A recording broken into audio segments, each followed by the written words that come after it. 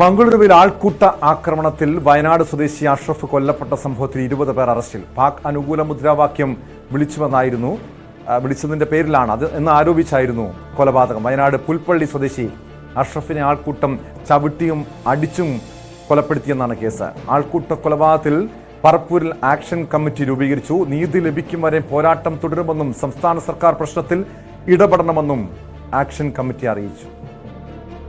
വിവരങ്ങളുമായി KV ബൈജുവും CV അനുമോദും ചേരുന്നുണ്ട്. ആദ്യം ബൈജുവിലേക്കാണ്. ബൈജു, കഴിഞ്ഞ ദിവസം ഏറെ കോളിളക്കം സൃഷ്ടിച്ച കേസാണ്. കാരണം മംഗളൂരുവിൽ പാക് അനുകൂല മുദ്രാവാക്യം വിളിച്ചുവെന്ന് ആരോപിച്ച് ഒരു യുവാവിനെ ആൾക്കൂട്ടം ക്രൂരമായി ചവിട്ടിയും മർദ്ദിച്ചും കൊലപ്പെടുത്തിയ സംഭവം. പിന്നീട് രാത്രിയോടെയാണ് കൊല്ലപ്പെട്ടത് മലയാളിയാണെന്ന വിവരം, മലപ്പുറം സ്വദേശിയാണെന്ന, വയനാട് സ്വദേശിയാണെന്ന വിവരമൊക്കെ പുറത്തു വരികയും ചെയ്യുന്നത്. യഥാർത്ഥത്തിൽ ഇത്തരം ഒരു പാക് അനുകൂല മുദ്രാവാക്യം ഈ കൊല്ലപ്പെട്ട അഷ്റഫ് വിളിച്ചിരുന്നോ? ഈ സംഭവത്തെക്കുറിച്ച് മംഗളൂരു പോലീസ് നൽകുന്ന വിവരം എന്താണ്?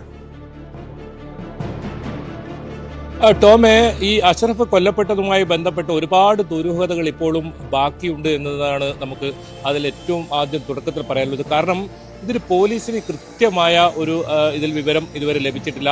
അതായത് ഇതിൽ ഈ പ്രതികളായി ഉള്ളവരുടെ മൊഴിയാണ്, അവർ പറയുന്ന മൊഴിയാണ്. ഇതിൽ പാകിസ്ഥാൻ സിന്ദാബാദ് എന്നയാൾ ഗാലറിയിൽ നിന്നും വിളിച്ചു പറഞ്ഞു എന്നാണ് പറയുന്നത്. ഇതേ തുടർന്ന് ശരത്ത് എന്ന് പറയുന്ന ആളാണ് ഇയാളും ശരത്തും തമ്മിൽ എന്തോ വാക്കുതർക്കം ഏർപ്പെടുന്ന സമയത്താണ് പാകിസ്ഥാൻ സിന്ദാബാദ് എന്ന് വിളിച്ചതെന്ന് പറയുന്നത്. ഉച്ചത്തിൽ ശരത്ത് ഇത്തരത്തിൽ ഒരാൾ പാകിസ്ഥാൻ സിന്ദാബാദ് എന്ന് വിളിക്കുന്നുണ്ട് എന്ന് പറഞ്ഞ് ഇയാളെ ആക്രമിക്കുകയായിരുന്നു. പിന്നീട് ഇയാൾ ഓടുന്ന ഒരു സാഹചര്യമാണ് ഉണ്ടായത്. ഓടുന്ന സമയത്തും വടി ഉപയോഗിച്ച് ഇയാളെ ക്രൂരമായി ആക്രമിച്ചു. അതിനുശേഷം ഇയാൾ തറയിലേക്ക് കമിഴ്ന്നു വീഴുന്നു. അവിടെ ഇയാളെ ചവിട്ടുകയായിരുന്നു ഉണ്ടായിരുന്നത്. ഇയാളെ പുറത്ത് വലിയ തോതിൽ ചവിട്ടേറ്റതിനെ തുടർന്ന് ആന്തരിക രക്തസ്രാവം ഉണ്ടാവുകയും അതാണ് മരണകാരണം എന്നാണ് പോസ്റ്റ്മോർട്ടത്തിലും പറയുന്നത്. ഏതായാലും ഈ സംഭവം നടക്കുന്നത് ഞായറാഴ്ച ഉച്ചയ്ക്ക് 3 മണിയോട് കൂടിയാണ് ഈ സംഭവം നടക്കുന്നത്. 5 മണിക്കാണ് പോലീസ് ഈ സംഭവ സ്ഥലത്തെത്തുന്നത്. അത്ര വരെ ഈ അഷ്റഫിന്റെ മൃതദേഹം അവിടെ തന്നെ കിടക്കുന്ന ഒരു സാഹചര്യമാണ് ഉണ്ടായിരുന്നത്. ഏതായാലും ഇന്നലെയാണ് ഈ വാർത്ത ന്യൂസ് 8 ആദ്യം പുറത്തു കൊണ്ടുവരുന്നത്. ഒരു അജ്ഞാതൻ ഇത്തരത്തിൽ ആൾക്കൂട്ട മർദ്ദനത്തിൽ കൊല്ലപ്പെട്ടു എന്ന ആ വാർത്ത. പിന്നീട് രാത്രിയോടുകൂടി ഇത് മലയാളിയാണ് കൊല്ലപ്പെട്ടെന്ന വിവരവും ന്യൂസ് 8 തന്നെയാണ് ആദ്യം പുറത്തു കൊണ്ടുവന്നത്. ഇത്തരത്തിൽ പുൽപ്പള്ളി സ്വദേശിയായ അഷ്റഫ് ആണെന്ന കാര്യം രാത്രിയോടുകൂടി തന്നെ ഇന്നലെ ബന്ധുക്കളും മംഗളൂരുവിലേക്ക് തിരിക്കുന്നു. പിന്നീട് മംഗളൂരിൽ നിന്നും തീർച്ചയായും KV ബൈജുവാണ് ആ വാർത്ത കൊണ്ടുവരുന്നത്. അതിനുശേഷം ഇത് വലിയ രീതിയിൽ ചർച്ചയായിട്ടുണ്ട്. മാത്രമല്ല, വയനാട് പുൽപ്പള്ളിയിൽ ഈ അഷ്റഫിന്റെ കൊലപാതകത്തിൽ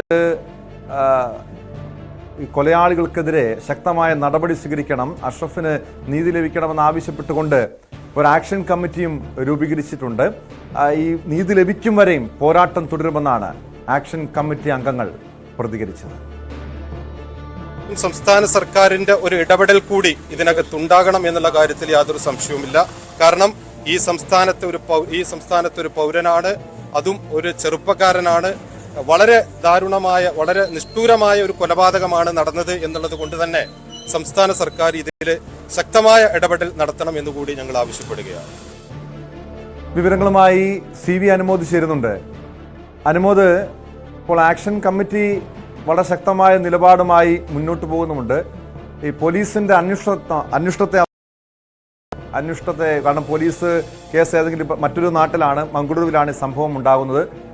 പോലീസിന്റെ അന്വേഷണം തൃപ്തികരമെന്നാണോ ആക്ഷൻ കമ്മിറ്റിയുടെ ഒരു നിലപാട്, പ്രതികരണം? മാത്രമല്ല, ഈ അഷ്റഫ് എങ്ങനെയാണ് മംഗളൂരുവിൽ എത്തിപ്പെടുന്നത്?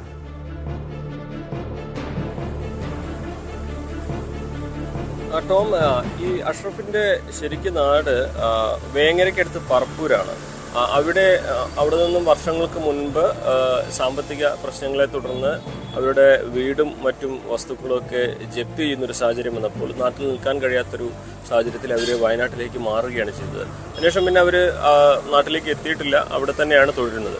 പക്ഷേ മരിച്ചത് അഷ്റഫാണെന്നും അഷ്റഫിന്റെ മൃതദേഹം കബറടക്കേണ്ടത് നാട്ടിലെ പറപ്പൂരിലെ മഹല്ല് ഖബർസ്ഥാനിലാണെന്നും കുടുംബം ആഗ്രഹിച്ചതോടെയാണ് അദ്ദേഹത്തിൻ്റെ മൃതദേഹം ഇവിടേക്ക് കൊണ്ടുവന്നത്. തുടർന്ന് ചോലകുണ്ട് ജുമാ മസ്ജിദ് ഖബർസ്ഥാനിൽ ചടങ്ങുകളും നടത്തി. അതിനുശേഷമാണ് ആക്ഷൻ കമ്മിറ്റി പള്ളിയിൽ ഈ യോഗം ചേർന്നത്. അതായത് നിലവിൽ ഈ ഒരു ആദ്യത്തെ ഒരു കാലതാമസം അതാണ് ഇവിടെ പ്രധാനമായിട്ടും ഉയരുന്ന ഒരു ചോദ്യം. സർക്കാർ ഇടപെടുന്നുണ്ട്, ഏറെ പ്രതികളെ കസ്റ്റഡിയിലെടുത്തിട്ടുണ്ട്. പക്ഷേ ഇതൊക്കെ ശിക്ഷ വാങ്ങിക്കൊടുക്കുന്നവരേക്കും ഈ ഒരു ശ്രദ്ധയും ഈ ഒരു ജാഗ്രതയും ഉണ്ടാകുമോ എന്ന ചോദ്യമാണ് ഉയരുന്നത്. പ്രത്യേകിച്ച് മറ്റൊരു നാട്ടിലാണ് ഈ ഒരു കൃത്യം നടന്നിട്ടുള്ളതെന്നുകൊണ്ട് തന്നെ പലപ്പോഴും ഏതു തരത്തിലാണ് ഈ കേസിൽ ഇടപെടലുകൾ ഉണ്ടാവുക, അല്ലെങ്കിൽ പ്രതികൾക്ക് വേണ്ടി അനുകൂലമായ സാഹചര്യം തീരുക എന്നൊന്നും പറയാനാകില്ല എന്നൊരാശങ്കയാണ് ഇവരൊക്കെ പങ്കുവയ്ക്കുന്നത്. അതുകൊണ്ട് തന്നെ സംസ്ഥാന സർക്കാർ ഇതിൽ കുറച്ചുകൂടി ജാഗ്രതയോടെ ഇടപെടേണ്ടതിൻ്റെ ആവശ്യകതയും അവർ ഉന്നയിക്കുന്നുണ്ട്. നാളെ അവരുടെ ഒരു യോഗം ചേരുന്നുണ്ട്. ഇതിൽ നിയമപരമായിട്ട് എങ്ങനെ മുന്നോട്ട് പോകാം, ഇത് ഒരു ഒറ്റപ്പെട്ട സംഭവമായിട്ടുള്ള ആൾക്കൂട്ട കൊലപാതകങ്ങൾ ഉത്തരേന്ത്യയിൽ പല തലത്തിലും കണ്ടിട്ടുണ്ട്. അപ്പോൾ ആ ഒരു തരത്തിലേക്ക് ഇതിനെ മാറ്റുന്ന കാരണങ്ങൾ ഇതിനുണ്ടായിട്ടുണ്ടോ, ഈ ഒരു കൊലപാതകത്തിന് പിന്നിൽ ഉണ്ടായിട്ടുണ്ടോ എന്നുകൂടി അന്വേഷിക്കേണ്ടതുണ്ട്. അങ്ങനെയാണെങ്കിൽ ഒരു ഒറ്റപ്പെട്ട സംഭവമായിട്ട് ഇതിനെ കാണാൻ കഴിയാതെ മുൻപ് രാജ്യത്ത് പലപ്പോഴും നടന്നിട്ടുള്ള ഇത്തരത്തിലുള്ള കൊലപാതകങ്ങളുടെ ഗണത്തിലേക്ക് ഇതിനെക്കൂടി ഉൾപ്പെടുത്തി അത്രയും ഗൗരവത്തിൽ തന്നെ ഈ ഒരു വിഷയവുമായി മുന്നോട്ട് പോകണം എന്നൊരു തീരുമാനമാണ് ആക്ഷൻ കമ്മിറ്റിക്ക് ഇന്ന് എടുത്തിട്ടുള്ളത്. ഏതായാലും നിലവിൽ കർണാടക സർക്കാർ എടുത്ത നടപടികളൊക്കെ തൃപ്തികരമാണ്. പക്ഷേ ഇനിയുള്ള നടപടികൾ പ്രതികൾക്ക് രക്ഷപ്പെടാനുള്ള പഴുതുകൾ നൽകുന്ന കുറ്റപത്രമാകുമോ, പ്രതികളെ രക്ഷപ്പെടാൻ പോലീസിനെ സഹായിക്കുമോ തുടങ്ങിയ സംശയങ്ങൾ അവർ ഉന്നയിക്കുന്നുണ്ട്. അതുകൊണ്ട് തന്നെ എല്ലാ തരത്തിലുള്ള അനുമോദ്, നമുക്കറിയാം ഈ പഹൽഗാം ഭീകരാക്രമണത്തിന് ശേഷം വലിയ രീതിയിലുള്ള രാജ്യത്ത് വലിയ രീതിയിലുള്ള ഒരു പാക് വിരുദ്ധ വികാരം നിലനിൽക്കുന്നുണ്ട്.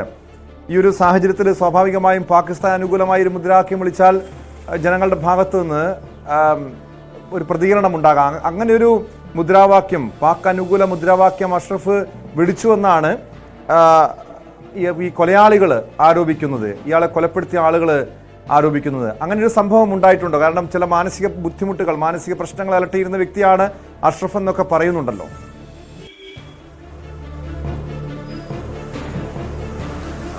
അഷ്റഫ് മാനസികമായി ചില പ്രശ്നങ്ങളുള്ള വ്യക്തി തന്നെയാണ് എന്നാണ് നാട്ടുകാരും പറയുന്നത്.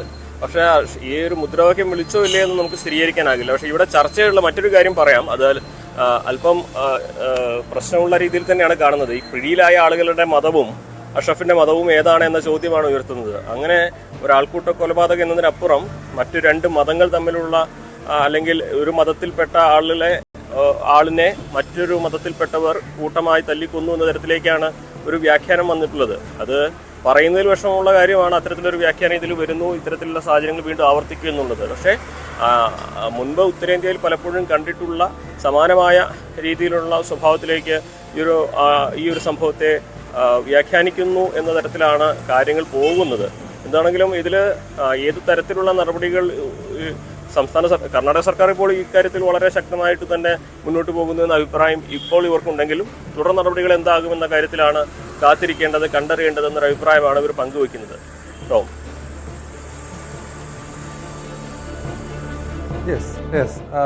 വ്യക്തമാണ്. കെ വി ബൈജുവിലേക്ക് ഒരിക്കൽ കൂടി.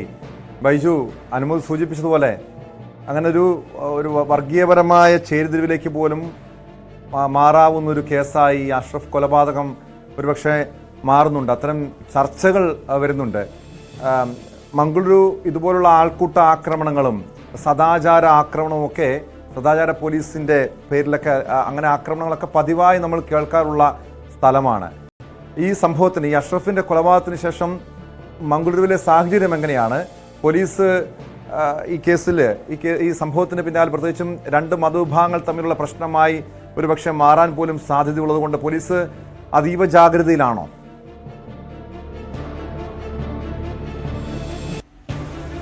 ടോമെ, അനുഭവ് സൂചിപ്പിച്ചതുപോലെ തന്നെ പോലീസ് ഇക്കാര്യത്തിൽ അതീവ ജാഗ്രതയിലാണ്. ഇപ്പോൾ തന്നെ സാമൂഹ്യ മാധ്യമങ്ങളിൽ രണ്ട് വിഭാഗം ഇത്തരത്തിലുള്ള അഭിപ്രായങ്ങൾ തുടർച്ചയായി വരികയാണ്. ഏതെങ്കിലും ഇത്തരത്തിൽ വർഗീയ പരാമർശം ഇടുന്നവർക്കെതിരെ ശക്തമായ നടപടി സ്വീകരിക്കുമെന്ന് പോലീസും വ്യക്തമാക്കിയിട്ടുണ്ട്. കൂടാതെ മംഗളൂരും പരിസര പ്രദേശങ്ങളിലെല്ലാം തന്നെ കൂടുതൽ പോലീസിനെയും വിന്യസിച്ചിട്ടുണ്ട്. കാരണം ഈ സംഭവത്തിൽ ഏതെങ്കിലും തരത്തിൽ ഈ കൊലയാളികളുടെ ഭാഗത്തു നിന്നുള്ള മൊഴിയാണ് ഈ പാകിസ്ഥാൻ സിന്ദാബാദ് എന്ന് ഈ അഷ്റഫ് അവിടെ വിളിച്ചു പറഞ്ഞു എന്നത്. അതല്ലാതെ മറ്റു തരത്തിലുള്ള തെളിവുകളൊന്നും പോലീസിന് കണ്ടെത്താൻ സാധിച്ചിട്ടില്ല. നിലവിൽ പോലീസിന്റെ അന്വേഷണം തൃപ്തികരമെന്നാണ് ഇവരുടെ കുടുംബം പറയുന്നെങ്കിലും, സഹോദരൻ ഉൾപ്പെടെ മംഗളൂരിലെത്തിയപ്പോൾ പറയുന്നുണ്ടെങ്കിലും പോലീസ് 2 ദിവസം വൈകി ഈ കാര്യത്തിൽ എന്നതാണ് ഏറ്റവും ശ്രദ്ധേയം. കാരണം ഞായറാഴ്ചയാണ് ഇത്തരത്തിലുള്ള ഒരു കൊലപാതകം നടക്കുന്നത്. അതിനുശേഷം ഇന്നലെ വൈകിട്ടോടു കൂടിയാണ് ഈ സംഭവം പുറത്തറിയുന്നത്.